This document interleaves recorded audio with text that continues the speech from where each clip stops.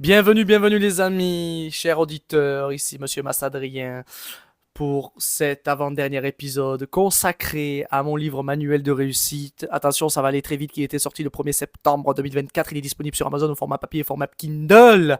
Voilà, vous pouvez le procurer sur Instagram, Manuel de réussite Adrien Mas, voilà, la pub est faite, on y va.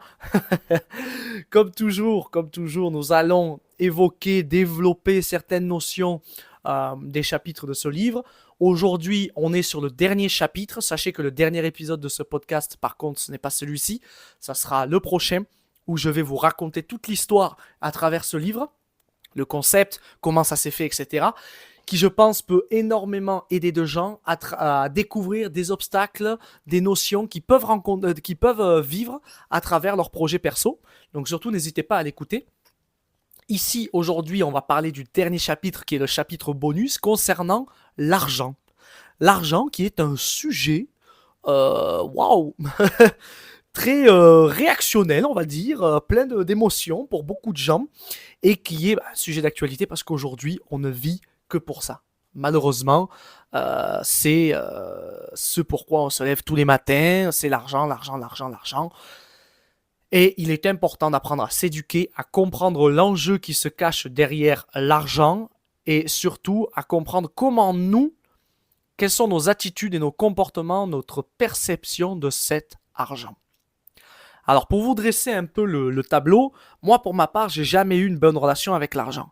Mes parents étaient très pauvres, mais quand je dis vraiment pauvre, c'est vraiment très pauvre. C'est pas de pauvre avec une piscine creusée dans la maison, non, non, non, très très loin de ça. Nous, on mangeait des pâtes de jambon et les repas du midi, c'était du pain avec des omelettes, quoi. Voilà, c'était des trucs... il n'y avait pas vraiment de richesse culinaire là-dedans. C'était très compliqué. Et en fait, ça m'a mis dans un schéma de croyance où, moi, dans ma tête, je m'étais toujours persuadé que je toucherais jamais plus que 1 800 € par mois. Voilà. Je sais pas pourquoi. Pour moi, dans ma tête, je me suis dit, waouh, 40 balais, au top de mon prime, j'arriverai à toucher maximum 1 800 € par mois, je pense. Voilà. Quand après j'ai eu les aventures, etc., en tant que DJ, à Megève, etc., où je me suis retrouvé à des fois gagner du 7 8 000 € net, ouh, j'ai dit là, il s'est passé quelque chose là. Ok, c'est faisable. C'est faisable, c'est faisable. Mais ça m'a permis énormément de me débloquer et de comprendre beaucoup de choses à ce sujet-là. L'argent, je vous invite vraiment à vous former là-dessus. Il y a des ateliers, il y a un atelier qui est exceptionnel à l'école d'Écoute ton corps qui s'appelle Prospérité Abondance que j'avais réalisé. Et j'ai une anecdote que malheureusement je ne pourrai pas vous raconter parce que je vais vous spoiler l'atelier, mais il y a un exercice dedans qui est incroyable concernant les objets. Et vraiment, je vous invite, si jamais à un moment donné vous sentez que vous vivez beaucoup d'émotions par rapport à l'argent, surtout n'hésitez pas, foncez, allez vous éduquer à ce niveau-là. Moi, pour ma part, j'ai fait cet atelier. J'ai lu, il me semble, 2 livres sur le sujet, la psychologie de l'argent, mais je me souviens plus le titre de l'auteur, et le fameux Père riche, Père pauvre de Robert Kiyosaki, qui est excellent, évidemment, qui est excellent. Dans tous les cas, même si on a travaillé son éducation, il n'empêche que ce qui nous bloque au niveau de l'abondance d'argent, c'est toujours la même chose, ce sont les peurs et les croyances. Même en ayant fait cet atelier, même en ayant lu les livres, je vis toujours personnellement de la peur avec l'argent. Parce qu'il y a des croyances. Il y a des croyances où, ben là par exemple, j'ai quitté mon job justement en saison où je gagnais beaucoup d'argent. Il y a cette croyance de je vais peut-être pas être capable de pouvoir en regagner autant. Peut-être que je suis pas capable, peut-être que si, peut-être que ça. Et si je n'y arrive pas, qu'est-ce qui va se passer? Il y a tout un chaos émotionnel et un wagon de peur qui se mettent en place et qui peuvent très vite nous freiner dans cette quête de la money, ok, et de l'argent. Alors, l'argent, il y a beaucoup de gens, en fait, il y a 2 catégories aujourd'hui. Il y a des gens qui ne vivent que pour ça, qui ne travaillent que pour ça. Ils ne vivent que pour ça constamment. C'est l'argent, l'argent, l'argent, l'argent, l'argent, l'argent. Ils en gagnent généralement beaucoup, mais ça ne veut pas dire qu'ils ne vivent pas d'émotions avec. Attention. Parce qu'aujourd'hui, on est dans une société où là, l'argent, c'est devenu vraiment quelque chose de... C'est un indicateur d'évolution professionnelle, un indicateur d'évolution personnelle. C'est-à-dire que c'est plus facile de quantifier mon évolution sur l'argent. Bah, hier, j'étais à 1000, là, aujourd'hui, je suis à 3000. Ok, bah super, j'ai réussi, j'avance, ça évolue. C'est plus facile de faire ça que de dire, hier j'étais triste et aujourd'hui je suis un peu moins triste. Ah ouais, j'ai bien évolué, super. Non, les chiffres, c'est beaucoup plus facile en termes d'analyse. Et aujourd'hui, on a tendance à énormément se baser sur ça. Il y a de plus en plus de gens, d'entrepreneurs qui se lancent, etc. On a tendance à énormément se comparer, on voit de tout et n'importe quoi. Récemment, je regardais des vidéos parodies sur Oussama Hamar. J'aime beaucoup le personnage, je suis persuadé qu'il a énormément à nous apprendre, il connaît énormément de choses, mais au-delà de ça, c'est waouh, c'est lunaire quoi, quand tu entends les histoires et tout. À un moment donné, tu n'arrives plus à savoir ce qui est vrai ou faux. T'as des mecs qui, voilà, jouent les influenceurs, entrepreneurs à Bali, etc. Oui, bon, déjà, quand tu vois le coût de la vie à Bali, pour 800 €, t'es un roi là-bas par mois, t'es vraiment un roi. Qui me dit que, voilà, le mec peut-être qui présente des trucs comme ça, il est pas en train de toucher le chômage français en même temps. Enfin, il y a des trucs que, voilà, il faut faire attention à ce qu'on voit à ce sujet-là, parce que c'est très facile de manipuler les gens vis-à-vis de l'argent et de leur faire croire beaucoup, beaucoup de choses. Dans le chapitre concernant l'argent, j'évoque énormément de points concernant celui-ci vis-à-vis des freins au développement, on va dire, de nos comptes financiers. Voilà, notamment les peurs et donc les croyances que l'on a par rapport à l'argent. Comme par exemple, je vous l'ai expliqué, moi, j'avais la croyance que je pourrais pas, par exemple, gagner plus de 1 800 € par mois. Ne me demandez pas pour ça, pourquoi, mais c'était ancré à moi par rapport à l'éducation financière que j'ai eue vis-à-vis de mes parents. Et ensuite, ça va être aussi le détachement que l'on peut avoir vis-à-vis de cet argent. Et alors là, c'est pareil, ça réveille énormément de peur. Il faut se rappeler que l'argent, c'est une énergie. C'est-à-dire qu'il va y avoir des fois, on va en avoir beaucoup, des fois, on peut en avoir quasiment plus. Des fois, on va en avoir ça vient, voilà, quotidiennement, régulièrement, hop, ça vient, ça vient. Et il y a des fois, pendant des périodes, on risque de peut-être plus en avoir. Des fois, on va devoir faire des dépenses, on va en perdre, des fois, on va regagner. Ce n'est qu'une énergie. Il faut vraiment se mettre ça dans le crâne. Et cette énergie-là, évidemment qu'on peut l'échanger. D'ailleurs, on l'échange généralement l'intérêt numéro 1, c'est d'échanger l'argent avec du temps. C'est ça le plus rentable, hein. C'est-à-dire que plus j'ai d'argent, imaginons j'ai vraiment beaucoup d'argent, je peux arriver à un niveau où je ne me fais même plus à manger, j'ai un cuisinier, je fais plus le ménage, je fais plus le jardinage, voilà quoi. Et tout ça évidemment, je le paye, mais en échange, j'ai quoi? J'ai du temps pour moi. J'ai du temps pour peut-être passer plus de temps avec mes enfants, pour profiter un peu plus de la vie, pour avancer dans mes projets professionnels, etc., etc. Souvent, quand il y a des gens, on leur dit, mais en fait, là, tu gagnes beaucoup d'argent, pourquoi tu prends pas une femme de ménage? Oula, oula, mais moi, jamais je ferais ça. Attends, non, non, non, moi, je fais le ménage moi-même, je suis pas une feignasse et tout. Mais à quel moment on a dit que t'étais une feignasse? Au contraire, si t'es arrivé là à gagner autant d'argent, autant que tu en profites et que justement, ça veut dire que t'es pas une feignasse. Donc, engage donc ta femme de ménage pour en plus donner du travail à quelqu'un, tu donnes de l'emploi et toi, tu te libères du temps et du stress et des responsabilités. C'est tellement intelligent comme action, mais il y a beaucoup de gens qui restent un peu ancrés dans ces croyances-là. Donc, n'oubliez pas que l'argent, c'est une énergie. Et il y a vraiment une perception à avoir à ce niveau-là, c'est que quand on est pauvre, c'est pour toujours. Quand on n'a plus d'argent, c'est temporaire. Et vous, dans quelle situation vous voulez être? Il y a des gens qui pensent foncièrement qu'ils sont pauvres, qui n'auront jamais, jamais de l'argent à profusion, qui ne pourront jamais se payer ceci ou cela. Ce qui est totalement faux.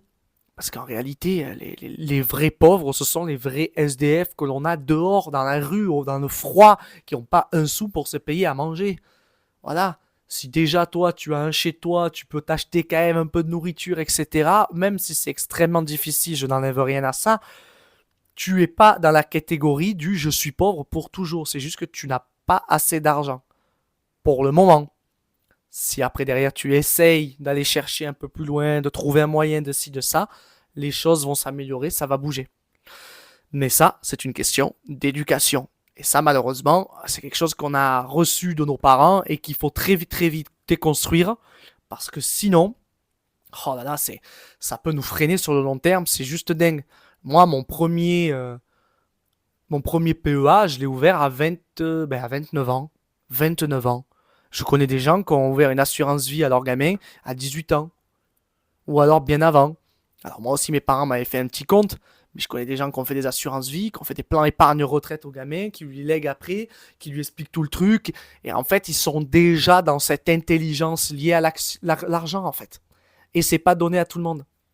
C'est pas donné à tout le monde. Ça veut pas dire que c'est pas rattrapable. Si vous n'avez pas eu cette éducation-là, justement, profitez-en, vous avez tout à apprendre. Donc il faut y aller, il faut apprendre, il faut y aller, il faut lire des livres, il faut s'instruire, il faut tenter. Et surtout se rappeler qu'il faut être détaché de l'argent. Ce n'est pas parce qu'on fait une dépense que, oh là là, on risque de perdre cet argent-là, etc. Non. Je connais des gens qui ont la capacité d'en gagner beaucoup et qui sont dans un stress permanent à l'idée de dépenser de l'argent. Ils sont dans un truc de... Ils se persuadent qu'ils font des économies et ils se rendent pas compte qu'ils se privent d'absolument tout. Sous prétexte que, ah non, non, non, mais moi je suis pas dépensier, je fais attention, etc. Oui, justement, tu viens de le dire. Je fais attention. Comme s'il y avait un danger. Je dois être sur mes gardes de ne pas dépenser trop mon argent. Pourquoi? Parce qu'il y a des peurs derrière. Quelles sont les peurs? Est-ce que je suis capable d'en prendre conscience? Est-ce que je suis capable d'y faire face? De m'y confronter? C'est ça qui est intéressant. C'est là où on vient titiller les choses. C'est là où en fait la magie aussi, elle a tendance à opérer. Je me souviendrai toujours, alors j'en parle dans le livre de ce passage-là, mais pas sur le plan financier, de quand j'avais décidé d'arrêter de travailler dans les coachings sportifs, pardon. Je n'avais que 500 euros de chômage tous les mois et j'avais un loyer à payer, etc. Il me restait 2000 euros sur mon compte et pour autant, je me suis quand même inscrit à la phase 2 de ma formation chez Écoute ton corps, l'école de Lise Bourbeau, où je devais, du coup, alors j'ai pu par chance payer tous les mois pendant un an, mais la phase 2 coûtait dans les 2000 et quelques euros. Moi, j'avais 2000 euros sur mon compte, c'est tout. Hein. Tous les mois, j'étais à moins de 200. Je ne l'ai pas payé d'un coup, je l'ai payé en plusieurs fois, donc je payais 150 balles tous les mois. Et je me souviens, je prends la décision d'arrêter justement les coachings, donc d'arrêter ce travail-là pour m'ouvrir à autre chose. Je pars faire le premier atelier de la phase 2. Là déjà, donc je claque des ronds, le trajet et tout, j'en avais pour 200 balles. J'arrive là-bas, on me dit, ah mais en fait, il faut que tu payes 200 euros de plus pour la phase, machin et tout. J'étais dans une insécurité, j'étais là, waouh, mais je vais jamais m'en sortir en fait. Je vais jamais m'en sortir. Et pourtant, je l'ai fait. Et comme j'explique dans le livre, il s'est passé plusieurs choses. Et quelques mois après, j'ai eu une opportunité incroyable où j'ai gagné de l'argent comme jamais je pensais que j'allais pouvoir en gagner. Paradoxalement, là où on voit qu'en fait, le travail, alors c'est pas que le travail n'a pas été fait, mais c'est qu'on passe d'une extrême à l'autre, c'est que quand après j'ai fini mes saisons et que j'avais de l'argent de côté, j'étais encore plus stressé de le dépenser que quand je n'en avais pas. Et là, c'est là qu'on constate qu'il y a un problème. C'est à ce moment précis qu'il faut prendre conscience que, ok, là maintenant je suis passé de l'autre côté. Avant, j'étais là en stress parce que je pensais que j'avais pas un sou. Et maintenant que j'en ai, je suis en stress de les dépenser. Quelles sont les croyances derrière? La croyance, pour ma part, je sais qu'il y a une croyance de peut-être que je vais pas réussir à en gagner plus, peut-être que je vais pas réussir à remonter, ou à, si je dépense, oh là là, je vais peut-être pas pouvoir faire réaliser tous les projets que je veux, etc., comme acheter mon appartement ou autre. Enfin, voilà, il y a tout ça qui se met en place et il faut arriver à apprivoiser toutes ces peurs-là pour s'en libérer. Donc, concrètement, ce que je vous invite, donc, si vous lisez ce chapitre-là, c'est de vraiment investir dans votre éducation financière et évidemment une éducation un peu plus psychologique, spirituelle vis-à-vis de l'argent. Il y a des excellents livres, j'en parle à la fin, donc pour aller plus loin, donc Le Père riche, Père pauvre de Robert Kiyosaki, qui est pas forcément évident au tout début. Je vous invite vraiment à peut-être lire des trucs plus simples sur l'argent, si vraiment vous êtes dans le flou vis-à-vis de ça, parce que il est pas très très évident au début à comprendre au niveau des notions de certaines choses. Après, il y a des livres beaucoup plus simples et il y a des livres beaucoup plus axés spirituels, notamment Le Secret de l'Abondance de Tosha Silver, qui est vraiment axé pas forcément que sur l'argent, il est également aussi sur tout ce qui est notion d'abondance et de prospérité. L'abondance, c'est d'avoir plus que de raison, plus que nécessaire.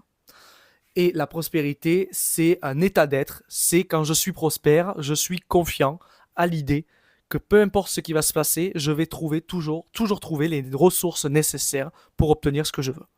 Peu importe ce qui va se passer si je dépense tout mon argent pendant un voyage ou quoi que ce soit, alors que j'ai ce projet d'acheter un appartement, je sais, quand je suis bien prospère en moi, que cet état est ancré en moi, que peu importe ce qui va se passer, même si je n'ai plus d'argent, je trouverai les moyens nécessaires pour réaliser cet objectif d'avoir mon appartement. C'est ça en fait la prospérité. Et c'est un objectif, c'est vraiment un travail d'être dans cet état-là, parce que c'est pas évident, encore une fois, toujours pareil, il y a les peurs qui viennent débarquer pour nous freiner, nous faire flipper là-dessus, grâce à notre petit ego qui veut nous protéger, je le rappelle, mais qui ne se rend pas compte qu'au final, il nous amène tout droit vers la banqueroute. Voilà. Je vous dis à très vite pour le dernier épisode de ce podcast sur mon livre manuel de réussite. N'oubliez pas que vous pouvez le trouver sur Amazon au format papier et Kindle. N'hésitez surtout pas à me laisser une évaluation. Si vous avez lu le livre, ça me fait énormément plaisir. J'adore vous lire en fait. J'adore recevoir vos retours, vos stories, vos questions pour y répondre. C'est passionnant, j'adore ça. Ça me fait extrêmement plaisir. Donc merci à tous pour votre soutien et je vous dis à la semaine prochaine pour le dernier chapitre.